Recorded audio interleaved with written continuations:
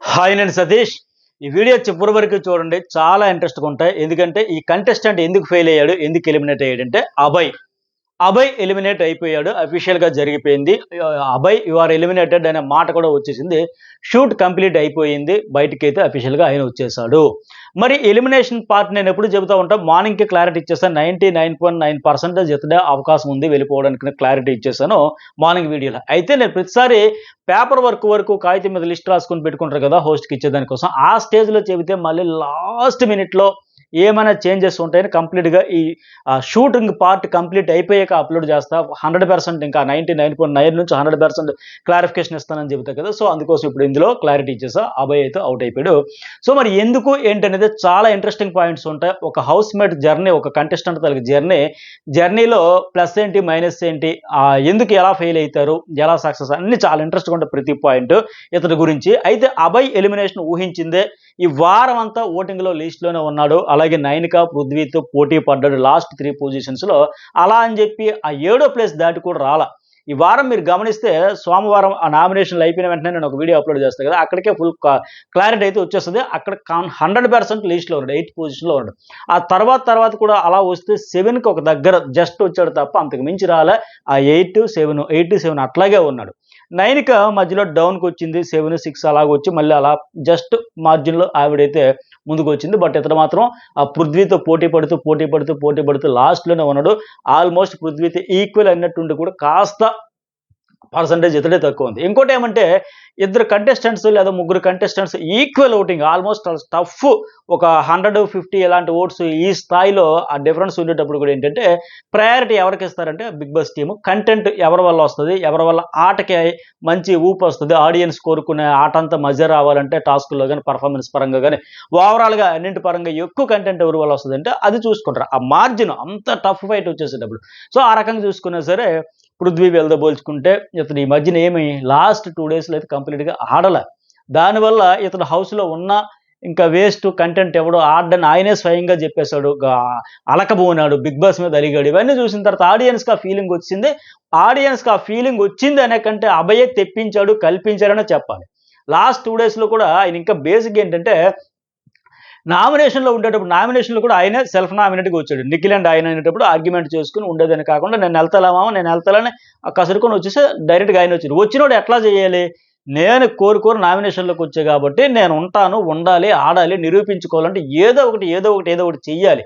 అలా చేస్తూ తప్పిస్తూ ఉండే వాళ్ళకి ఆడియన్స్‌లో కూడా అరే! ఆ ఫీల్ వస్తుంది. అంత తప్పిస్తున్నాడే, ప్రయత్నం చేస్తున్నాడే, కష్టపడుతున్నాడే, ఆడతానంటున్నాడు, ఉంటానంటున్నాడు, టైటిల్ విన్నర్ అవ్వాలంటున్నాడు, టాప్ 5లో అంటున్నాడు, తాడైపోయాడు అంటున్నాడు, 100% పెడుతున్నాడు ఎఫర్ట్స్. ఫలితాలు ఎలాగొచ్చాయని పక్కన పెడితే ప్రయత్నం గట్టిగా చేస్తున్నాడు అనే ఫీలింగ్ ఆడియన్స్‌లో కూడా కల్పించగలిగితే ఖచ్చితంగా ఆడియన్స్‌తో కనెక్షన్ అనేది ఉంటుంది. ఇప్పుడు మణికంఠకి అదే కనెక్షన్ ఏర్పడింది. నేను ఉండాలి 3 వారాల నుంచి సఫర్ అవుతున్న, నామినేషన్‌లో ఉన్న, బయటపడాలి, ఈ వారమైనా చీఫ్ అవ్వాలి, తప్పించుకోవాలి, అలాగే టాస్క్‌లో ప్రయత్నం చేయాలి. ఇప్పుడు ఈ టాస్క్ పరంగా చూడండి, యష్మి ప్రేరణ ఈ వారం ఓటింగ్‌లోనే వాళ్ళు కూడా టాప్ 4 తర్వాత ఉండేవారు. 5, 6 స్థానాల్లో ఉండే కంటెస్టెంట్స్ వాళ్ళిద్దరు కూడా 5, 6లో ఉండి అలా ఈరోజు థర్డ్ అండ్ ఫోర్త్‌కి వచ్చారు. ఎందుకంటే వాళ్ళు టాస్క్ గెలిచారా? గెలవలే. కానీ ఆడియన్స్ మనసులో గెలిచారు. సో ఎలా గెలిచారు? వాళ్ళు పెట్టిన ఎఫర్ట్స్ ఆ ప్రయత్నం అయితే ఫలించింది. 100% సక్సెస్ అయింది. అలాగే మణికంఠ. మరి వాళ్ళు టాస్క్‌లు ఆడారు. ఆడినా, ఓడినా ఇక్కడ ప్రయత్నాన్ని చూస్తారు ఆడియన్స్. అది ఆడే విధానం ఎలా వచ్చిందని చూస్తూ ఉంటారు గన ఇతను మెయిన్ అంటే ఆ ప్రయత్నము, ఆ ఫీల్, నేను ఉంటాను, నేను ఉండాలి, నేను ఆడాలి, ఆ తపన అయితే కంప్లీట్‌గా లోపించింది. దానివల్ల ఆడియన్స్‌తో కనెక్షన్ కూడా ఏర్పడలా. ఆయనకి లేనప్పుడు మనకేంటి? ఆయనే అంటున్నాడు కదా! వెళ్ళిపోతున్న లెక్కని. అలాగే ఇంకోటేంటి, ఓటింగ్ స్టార్ట్ అయినప్పటి నుంచి ఈ వారానికి సంబంధించిన ఓటింగ్ స్టార్ట్ అయినప్పటి నుంచి సోమవారం నామినేషన్ అయినప్పటి నుంచి కూడా అతను డేంజర్‌లోనే ఉన్నాడని చెప్పి అదే జరిగింది. సో, నామినేషన్‌లోకి వచ్చినా కూడా నిరూపించుకోవాలనేది ఏమాత్రం లేకపోతే మరి ఆడియన్స్‌కి ఎలా కనెక్ట్ అయితాడు? పైగా నెగటివిటీ పెంచుకున్నాడు ఈ లాస్ట్ 2, 3 డేస్‌లో చీఫ్ అయ్యాక కూడా. ఎందుకంటే చీఫ్‌గా ఒక బాధ్యత అప్పజెప్పినప్పుడు నీకు ఒక టాస్క్ కావచ్చు, ఒక బాధ్యత కావచ్చు, ఒక రెస్పాన్సిబిలిటీస్ ఇచ్చేటప్పుడు అది ఎట్లా అంటే అందులో నువ్వు విఫలమైపోయినా పర్వాలేదు. కానీ నీ ప్రయత్నించడంలో విఫలం అవ్వకూడదు. అరే ప్రయత్నం చేస్తాడు, శక్తి మేర చేస్తాడు, శక్తికి మించి ఇంకెంత చేస్తాడు, 100% చేశాడు. అక్కడ అనుకోలేదు, లక్ కలిసి రాలేదు, లేకపోతే కోఆపరేషన్ జరగలేదు, ఇంకా సో అండ్ సో అన్నట్టు ఉండాలి తప్ప నువ్వు కంప్లీట్‌గా చేతులెత్తేస్తే నీ ప్రయత్నమే చేయకపోతే ఎట్లా? ఎంత ప్రయత్నించావు, ఎలా ప్రయత్నించావు అనేది చూస్తారు. ఆ ప్రయత్నం ఇతనిలో కనిపించలేదు. ఉదాహరణకి ఇందాక చెప్పినట్టుగా యష్మి, ప్రేరణ, మణికంఠ ఓడిపోయినా టాస్క్ వాళ్ళు గెలిచిన కెరటాల్లో ఎగసెగసి పడ్డారు. అందుకే ఓటింగ్లో కూడా పైపైకి దూసుకొచ్చారు. సో ఇట్లా ఉంటుందన్నమాట. అభయ్‌లో అలాంటి ఎఫెక్ట్స్ మచ్చుకైనా కనిపించలేదు. చీఫ్ అయ్యాక మరేందో రిలాక్స్ అయిపోయాడు. ఇంక నేను కూడా నిఖిల్‌లాగా పర్మనెంట్ చీఫ్ అయిపోతానేమో అనుకున్నాడేమో గానీ, పైగా హౌస్ మేట్స్ లిక్విడ్ పోసి మరి ఇతను చీఫ్ అని చెప్పాక కూడా మరి అది వాళ్ళ నమ్మకాన్ని నిలబెట్టుకోవాలి అని ఆ లీడర్‌షిప్ క్వాలిటీస్ అయితే మిస్ అయిపోయినాయి. అయితే మరి ఎలా ఉన్నాడు? కంప్లీట్‌గా ఆడలేదా? ఈ హౌస్‌లో జర్నీలో ఈ 3 వారాలు అతను ఏమీ ఇవ్వలేదంటే ఇచ్చాడు. అవుట్‌పుట్ ఇచ్చాడు. జెన్యూన్‌గా ఉన్నాడు ఉన్నంతలో. ఆయన ఆట జెన్యూన్‌గా అనిపించింది. టాస్కుల్లో బ్రహ్మాండంగా ఆడాడు. ఆ ప్రైజ్ మనీ టాస్క్‌లో, నిమ్మకాయల టాస్క్‌లో కూడా ఆయనే గెలిచాడు. అలాగే ఆ డాన్సులు సాక్స్ తీసే టాస్క్‌లో కూడా గెలిచాడు. అట్లాగే ఆ పల్పి ఆరెంజ్ టాస్క్‌లో గెలిచాడు. అంతకుముందు హాకీ స్టిక్‌తో కొట్టే దగ్గర గోల్స్ బ్రహ్మాండంగా అడ్డుకున్నాడు. అలాగే ఒకే ఒక గోల్ వీళ్ళ టీం నుంచి కొడితే అది కూడా ఆయనే కొట్టాడు. ఫిజికల్ టాస్క్‌లో ఎక్సలెంట్‌గా ఆడాడు. బ్రహ్మాండంగా ఆడాడు. అది ఒకటే కాదు కదా! నేనెప్పుడు చెప్పేది అదే. ఫిజికల్ టాస్క్‌లు ఒకటే కాదు. కానీ ఆడిన విధానం ఇంపార్టెంటు. సో, అక్కడ ఆడాడు. అన్ని టాస్కుల్లో పెర్ఫార్మెన్స్ అద్భుతంగా చేశాడు. కానీ ఇక్కడికొచ్చేసరికి ఎలా ఈ ఫ్రెండ్‌షిప్ అనే గ్రూప్‌లో చిక్కుకుపోయి ఖచ్చితంగా ఓపెన్ అవ్వలే. ఫైర్ అవ్వలే. ఆయనలో ఫైరు, ఆ హైపరు, ఆ టెంపర్ 'బిగ్ బాస్' మీద కాదు. అక్కడ ఆటలో నీకు ఎక్కడైతే రాంగ్ అనిపించిందో అక్కడ గట్టిగా వాయిస్ తీసుకొని ఉండుంటే బాగుండేది. అరే! ఆయన తీసుకున్న పాయింట్‌తో కొందరైనా ఏకీభవించొచ్చు. కరెక్టే కదా! పోనీ ఏదో అని చెప్పేసి సపోర్ట్ వచ్చేది. అది లేదు. మిస్‌ఫైర్ అయ్యిందది. ఆ ఫైర్ ఉండాల్సిన దగ్గర ఉండకుండా వేరే దగ్గర చూపించాడు. ఎట్లా చూపించాడు? ఓవరాల్‌గా ఇతని జర్నీలో ఎప్పుడైతే ఈ సోనియా, నిఖిల్, పృథ్వీ వాళ్ళ గ్రూప్‌లో సోనియా అనింది కదా! బలంగా ఉండాలి, స్ట్రాంగ్‌గా ఉండేవాళ్ళంతా గ్రూప్ నాకు అలాగా ఉండేవాళ్ళే నచ్చుతారని చెప్పేసి. సో, అదే రాంగ్ స్ట్రాటజీ యాక్చువల్‌గా. ఆమెకి ఉంటే ఉండొచ్చు, మనసులో పెట్టుకొని, మైండ్‌లో పెట్టుకోవాలి తప్ప బయట పెట్టకూడదు. స్ట్రాంగ్ ఉండేవాళ్ళు 1 వీక్ టైమ్ ఇద్దాం. ఏమన్నది 1 వీక్ టైమ్ ఇద్దాం. ఆహ్, డెవలప్ అయితే కంటిన్యూ చేద్దాం. లేకపోతే లైట్ తీసుకుందాం. పక్కన పెట్టేద్దాం అని అనింది ఆ రోజు. చెప్పేటప్పుడు. పృథ్వీతో చెప్పేటప్పుడు. ఎవరి గురించి? నిఖిల్ గురించి చెప్పేటప్పుడు. అంటే ఆవిడ క్లియర్‌గా చెప్పింది. అలాగే నేను ఎంతుంటే వాళ్ళు ఎంత ఉండాలి. 80 కాకపోయినా 50% ఉండాలి. స్ట్రాంగ్‌గా ఉండాలనక ఆవిడ ఓకే. ఆవిడ స్ట్రాటజీ పరంగా కావచ్చు. ఆ స్ట్రాటజీ వర్కౌట్ కాకపోవచ్చు. ఎందుకంటే ఖచ్చితంగా ఇలాగ ఓహో! స్ట్రాంగ్ ప్లేయర్స్ అందరూ ఒక గ్రూప్‌గా వండుకొని ఆడుకొని ముందుకెళ్ళిపోతారని ఆడియన్స్ అన్ని గమనిస్తారు గనక. అలాంటి స్ట్రాటజీస్‌తో ఉండే గ్రూప్‌లో ఆ స్ట్రాంగ్ అనిపించుకున్న సోనియా, నిఖిల్ అండ్ పృథ్వీ గ్రూప్‌లో ఇతను కూడా ఒక ఫ్రెండ్‌గా ఉండిపోయాడు తప్ప, ఒక మెంబర్ అయిపోయాడు తప్ప ఇతను టాస్క్‌లు ఆడినా సరే సోలోగా ఇండివిడ్యువల్‌గా ఆడతన్నాడు, గెలుస్తున్నాడు అనేది ఎలివేషన్ అయితే తెచ్చుకోలేకపోయాడు. ఎందుకంటే అభయ్ అనగానే వాళ్ళతో కూర్చొని మాట్లాడడం, వాళ్ళతో ఎక్కువగా వాళ్ళతో సపోర్ట్‌గా ఉండడం వల్ల అది మైనస్ అయింది. ఇప్పుడు ఎగ్జాంపుల్ ఏంటంటే ఇతనికి అద్భుతమైన అవకాశం ఇచ్చాడు బిగ్ బాస్. ఒక గోల్డెన్ ఆపర్చునిటీ ఇచ్చాడు బిగ్ బాస్. నిరూపించుకునేదానికి, ప్రూవ్ చేసుకునేదానికి ఈ చీఫ్‌గా ఇచ్చిన పదవితో ఎట్లా ఇచ్చాడో మీరు గమనించారా? నిఖిల్, సోనియా, పృథ్వీ వీళ్ళంతా ఒక క్లాన్‌లో ఉంటే ఇతను ఆపోనెంట్ క్లాన్. ఆ బ్యాచ్‌ని విడగొట్టి మరి ఇతనికి క్లాన్ అయ్యే అవకాశాలు, సిట్యుయేషన్‌లు కల్పించాడు. నేను ఆదిత్య చెప్పినట్టుగా లైఫ్ లైన్ ఇస్తాడు అంటే, ఇక్కడ బయాస్డ్ బిగ్ బాస్, నేను బిగ్ బాస్ నుంచి ఒకవేళ బయటకి పోయినా మీరు ఎడిట్ చేసి, కట్ చేసి వేయకపోయినా నేను బయటికెళ్ళి ఇంటర్వ్యూలో చెప్తాను. లేదు లైఫ్ లైన్ ఇస్తాడు అని ఆదిత్య అన్నట్టుగా ఎగ్జాక్ట్‌గా ఇతనికి గోల్డెన్ ఆపర్చునిటీ లైఫ్ లైన్ ఇచ్చాడు. వాళ్ళ ముగ్గురికి విడగొట్టి బ్యాచ్ నుంచి దూరం పెట్టి ఇతనికి ఒక క్లాన్ కూడా ఇచ్చి నువ్వు ఈ క్లాన్‌కి చీఫ్, నువ్వు నీ నాయకత్వ లక్షణాలేంటో ప్రూవ్ చేసుకొని అద్భుతమైన అవకాశం ఇస్తే ఆ గ్రూప్‌లో మెంబర్‌లాగే ఉన్నాడు తప్ప గట్టిగా నేను ఒక క్లాన్ చీఫు, నన్ను నమ్ముకొని నాకు వైట్ అది లిక్విడ్ పోసి చీఫ్‌ని చేశారు. నేను ఆడతాను, ఉంటాను, నిలబెట్టుకుంటాను అని ఆడలేకపోయాడు. నాయకత్వ లక్షణాలు కనబరచలేకపోయాడు కంప్లీట్‌గా. అడగాల్సిన దగ్గర అడగలేకపోయాడు. అడగకూడని దగ్గర అనవసరంగా ఆవేశపడ్డాడు. మొత్తానికైతే తర్వాతైతే ఇంకా చేతులు గాలి కాకులు బట్టి పరిస్థితి ఏముంటుంది? మంచి ఛాన్స్ మిస్ అయిపోయాడు. మీకు ఎగ్జాంపుల్ చెబుతా. ఇప్పుడు ఎక్కడ మిస్ అయిపోయాడు అంత గోల్డెన్ ఆపర్చునిటీ ఇచ్చేటప్పుడు అంటే బెలూన్ టాస్క్ ఉంది. ఆ టాస్క్‌లో సంచాలకురాలు ఎవరు? సోనియా. తన ఫ్రెండ్. ఓకే. తన ఫ్రెండ్ అయినా సరే తప్పు అని ఈయనకి అనిపించేటప్పుడు ఖచ్చితంగా ఆమె నిలదీయాలి. కానీ ఏం చేశాడు? ఓకే. నాకు ఆమెతో పంచాయతీ లేదు. సంచాలకురాలు ఆమె డెసిషన్ ఆమె తీసుకుంది. నాకు ఓకే. కానీ నాకు పంచాయతీ ఎవరు? బిగ్ బాస్‌తో అని చెప్పేసి బిగ్ బాస్ మీద అలిగాడు. అది తప్పు. బిగ్ బాస్ మీద కాదు నువ్వు అడగాల్సిన ఎవరిని అడగాలి? నీకు ఎక్కడ డెసిషన్ రాంగ్ అనిపించింది? సంచాలకురాలు.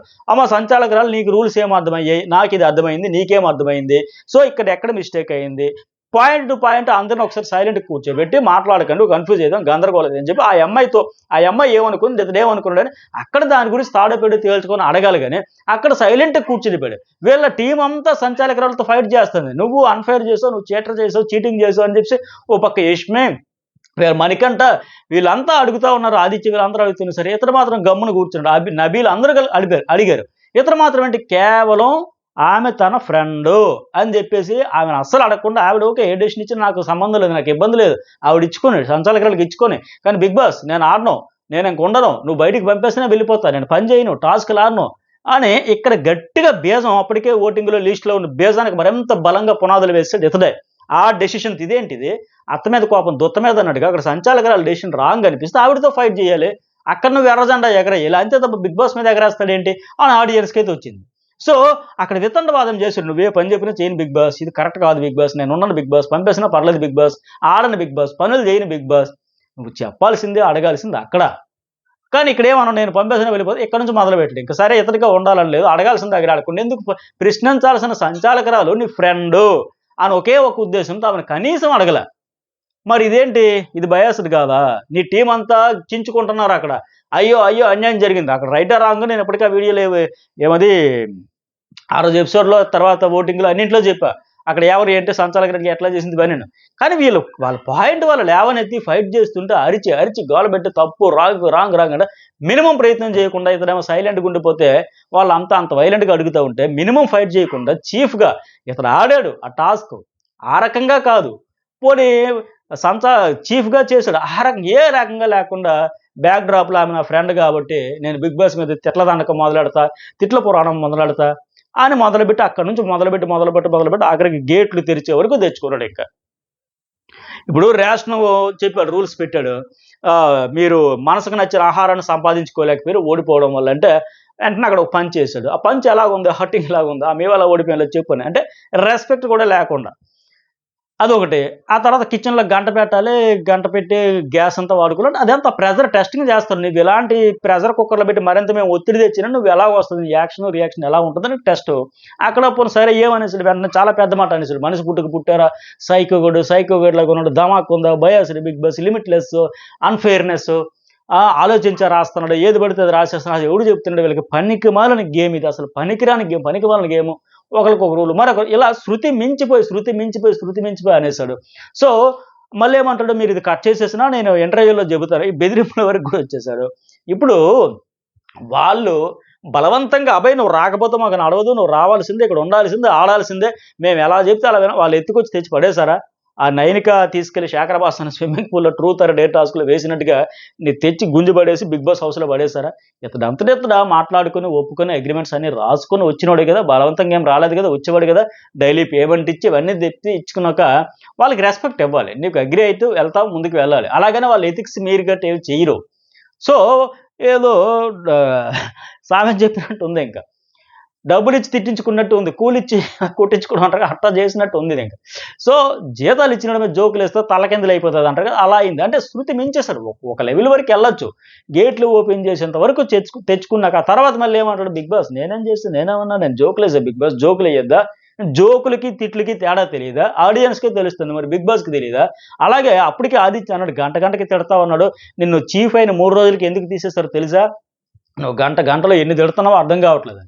ఇప్పుడు శివబాలాజీ మరి తిట్టాడు కదండి, శివబాలాజీ ఒకసారి మురిగ్గా వచ్చే వాటర్ ఎలా స్నానం చేయలేదు, డర్టీ వాటర్ వస్తేనే ఆ క్షణంలో ఒకసారి ఫైర్ అయ్యాడు. మిగతా అన్ని సందర్భాల్లో కామెడీ వేలో మిగతా వాళ్ళని అన్నాడు తప్పే, అంత సీరియస్గా ఇలాగా కంప్లీట్గా ఆ కాన్సెప్ట్ని ఇది పనికి మాలిన గేమ్, ఆ సైకో కూడా ధమాకుందా ఈ రేంజ్లో కాదు. ఆయన తిట్ల 1-2 సందర్భాల్లో ఆ వాటర్ మరీ ఇలా మురిగ్గా వస్తే అప్పుడు ఏంటి లోనావాలో చేశారు, అది అటవీ ప్రాంతంలో అక్కడ కొద్దిగా సౌకర్యాలు కూడా చాలా ఫస్ట్ సీజన్ చాలా ఇబ్బందులు పడ్డారు టెక్నికల్గా ఇవన్నీ. అంటే ఇప్పుడంటే అన్నపూర్ణ స్టూడియో ఆ ఫెసిలిటీస్ కనేటికి ఇబ్బందులు. సో అలా తప్ప ఇలా మరీ టూ మచ్గా లెవెల్ దాటిపోయి తిట్టల, ఇలా అన్నింటినీ తప్పుబట్టి తిట్టడం కూడా ఇదైంది. మనకు చూపించింది చాలా తక్కువ, ఇంకా 75 కెమెరాలు అంతా చూపించితే మనకు ఒక రోజు జరిగిందంతా చూడడానికే ఒక్కొక్క కెమెరా ఫుటేజ్ 24 hours చూడాలంటే 75 రోజులు ఒక రోజుకి ఫుటేజ్ చూడాలి, ఒక కెమెరా 24 గంటలు రికార్డ్ అయితే ఉంటుంది కనుక. సో అంత కాదు, మనకు చూపించింది తక్కువ, ఆ తక్కువలోనే ఇన్ని వచ్చాయి ఇతడు అంటే ఇక చూపనవి ఇంకెన్ని ఉన్నాయో. పోనీ సరే నువ్వు ఆడేవు, అద్భుతంగా ఆడేవంటే అది లేదే, ఆ టాస్క్లు ఆడుతున్నంత సేపు బయట కూర్చొని వాటర్ తాగుతూ నీళ్ళు తాక్కుంటూ కూర్చొని కాలు తాక్కుంటూ కూర్చొని మనకంటే వచ్చే నువ్వు వెళ్ళకు సీత వస్తే ఎత్తుకెళ్ళిపోతుంటే ఎత్తుకుపో తీసుకెళ్ళిపో కష్టపడి వాళ్ళు కింద పడి మీద పడి రక్కించుకుని ఇవన్నీ ఏమంటారు దాన్ని దద్దురులాగా కడతల్లా వచ్చేసి ఆయింట్మెంట్లు పూసుకొని వాళ్ళు అంత కుస్తీలు బట్టి కింద పడి మీద పడి వస్తే నువ్వు కనీసం కాపాడలేదు, నువ్వు తేలేదు, సంపాదించలేదు, కాపాడలేదు. మరి మనకంటే వాళ్ళు ఫ్రస్ట్రేట్ అవడంలో తప్పే ఉంది. వాళ్ళు శివంగల్లా దూకిపోయారు, యష్మి ప్రేరణ వాళ్ళందరూ అంత కష్టపడి తెచ్చినవి నువ్వు కాపాడుకోలేదు సరిగదా. ఆడలేదు సరిగదా. పోనీ అపోనెంట్ టీంలో ఉండేవాళ్ళు ఎవరినైనా అడిగావా? ఏంట్రా మీరు ఇట్టా రూడ్ బిహేవియర్ అడిగావు. ఎవరిని అడిగావు? వన్ అండ్ ఓన్లీ పృథ్వీ ఒకడే కనిపించాడు ఈయనకి. ఇక్కడ కూడా మళ్ళీ బయాస్డ్. ఇతను మళ్ళీ బయాస్డ్ అని బిగ్ బాస్ అన్నట్లు. ఎందుకు బయాస్డ్ అంటే పృథ్వీ వరస్ట్, పృథ్వీ చండాలం, పృథ్వీ మనిషి కాదు, పృథ్వీ రౌడీగాడు, ఆ రౌడీ ఫిలో నేను అడిగేస్తా, కడిగేస్తా. ఈ ఫైర్ అంతా నీకు సోనియా విషయంలో సంచాలకుగా నీకు అన్ఫైర్ అనిపించినప్పుడు రాలా. పృథ్వీ విషయంలో వచ్చిన ఫైర్ అంతా మరి నిఖిల్ అంతకు మించి ఆడాడు కదా. మరి నిఖిల్ గురించే కదా వీళ్ళు అన్నారు, అమ్మో నన్ను భూచక్రం తిప్పినట్టు తిప్పేశాడు అనేసి ప్రేరణ అనింది కదా. ఇలాగ లాగలా గుంజి పడేశాడు కదా. మణికంఠని ఇలా 2 చేతులు పట్టి విసిరేశాడు కదా. డేరకేసి కొట్టేసినంత పని చేశాడు కదా. అట్టగే మరి యష్మి అమ్మో ఎవడు పృథ్వీగడి కోపం మొహంలో కనిపిస్తుంది. కోపం దాచుకోలేక పట్టలంత కోపం ఉండేప్పుడు మొహం నుంచి వచ్చేస్తుంది. బట్ వీళ్ళు నవ్వుతూ వచ్చేస్తారు. రాక్షసుడు ఎంత స్ట్రెంత్ ఉందో నాకు భయం వేస్తుంది. ఒక దశలో వాడి దగ్గరికి ఎట్టిసిరి కొట్టేస్తే తలకాయ ఎక్కడ పగులుతుందో. ఆ రోజు అన్నవరా భయ్ నువ్వేనే ఆర్టిస్టులను తల్ల పగులుతాయి అన్నావు, మరి ఏంట్రా ఇది ఇలా గిసిరి కొట్టేస్తాను పాడేస్తానని గట్టిగా ఒకసారి అడిగాడా. అతనికి బిగ్ బాస్ నేమో సైకిగాడు వరస్ట్ అది ఇది అంటాడు. అట్టగే ఈ పృథ్వీనేమో చెత్తగాడు వరస్ట్ రౌడీగాడు అని ఇన్ని చెప్తా ఉన్నాడు. నిఖిల్ మరి అంతకు మించి ఆడాడు కదా. మరి అతన్ని ఏమని అన్నాడా? బయాస్డ్గా చూశాడు కదా ఇతను అబ్బాయి. ఇవన్నీ కర్ణుడి చావుకు 100 కారణాలు అన్నట్టుగా 1,00,000 కారణాలు అన్నట్టుగా ఇతనికి ఇవన్నీ కూడా ఎందుకంటే మళ్ళీ చక్కగా నిఖిల్ పిలిచి కూర్చోబెట్టి మామ నువ్వు కొద్దిగా చూసుకో, ఆడపిల్లలు అట్ట ఇట్ట అయినా రెచ్చగొట్టిన ఏం చేసినా నువ్వు కాస్త ఆలోచించుకో. ఇంత ప్రేమగా ఇంత ముద్దుగా చెబుతాడా నిఖిల్కేమో. పృథ్వీకేమో అసలు కనీసం చెప్పడా. పృథ్వీ ఏమో రాక్షసుడు అండి. మరి అన్ని చూస్తారు కదా ఆడియన్స్. ఇతనికి నిఖిల్ అంటే ఫ్రెండ్, సోనియా అంటే ఫ్రెండ్. సో వీళ్ళు ఏం చేసినా కనపడదు, అడగడు, ప్రశ్నించడు, నిలదీయడు. అదే బిగ్ బాస్ మీద ఫైర్ అవుతాడు, అది మిస్ఫైర్ అవుతుంది. అలాగే పృథ్వీ మీద అవుతాడు, అవ్వు తప్పులేదు. పృథ్వీని సమర్థించక్కర్లే. పృథ్వీ 100% రాంగ్ ఆడాడు, చాలా రూడ్గా ఆడాడు. అంతకు మించి ఆడినోడు పక్కనే ఉండేటప్పుడు ఆయనకేమో పిలిచి చెవులో శుద్ధులు చెప్పి బుద్ధులు చెప్పి మిగతా వాడికి ఇలా చేస్తే మరి ఏమంటారు ఆడియన్స్? ఎలా కనెక్ట్ అవుతారు బాబు? ఫస్ట్ నువ్వు పార్షియాలిటీ బయాసిడ్ పక్కన పెట్టి తర్వాత అవతల వాళ్ళ గురించి బయాసిడ్గా ఉండారా లేదా అని చెప్పు అని అనుకుంటారు తప్ప ఇది రాంగ్, విడ్డూరం. ఇవన్నీ కూడా అతనికి ఓటింగ్ కనెక్షన్ కాకపోవడానికి అతను చేతిలో చేసుకున్న స్వయం కృతాపరాధం. అలా అని బిగ్ బాస్ ఏం చేసినా చెబుతూ ఊరుకోవాలంటే వాళ్ళు ఏమీ నీ బాధ నీ ఆవేదన నీకు అన్యాయం చెప్పి చెప్పుకో. నీ టీం అంతా క్లాన్ అంతా కలిపి మనకి ఇలా జరిగింది సోర్స్ అని మాట్లాడు. వాళ్ళని ఎథిక్స్ ప్రకారమే చేస్తారు. ఇప్పుడు ఎగ్జ్ టాస్క్లో ముందు రోజు మా దగ్గర ఎక్కువ ఉన్నాయి కదా ఆపొచ్చు కదా అన్నారు. అలా చేయకపోవడంతో ఆడియన్స్లు వీళ్ళకే ప్లస్ అయ్యింది. వాళ్ళు గుడ్లు గెలిచారు, వీళ్ళు ఆడియన్స్ మనసులు గెలిచారు. అవి గుర్తించాలి, తెలుసుకోవాలి, దీనికి రిజల్ట్ ఎలా ఉంటుంది ఏంటో ఆడియన్స్ అన్నీ గమనిస్తారు. ఎవరికి అన్యాయం చేసేది బిగ్ బాస్, ఎవరు వ్యక్తిగత మిత్రులు ఉండరు, శత్రువులు ఉండరు.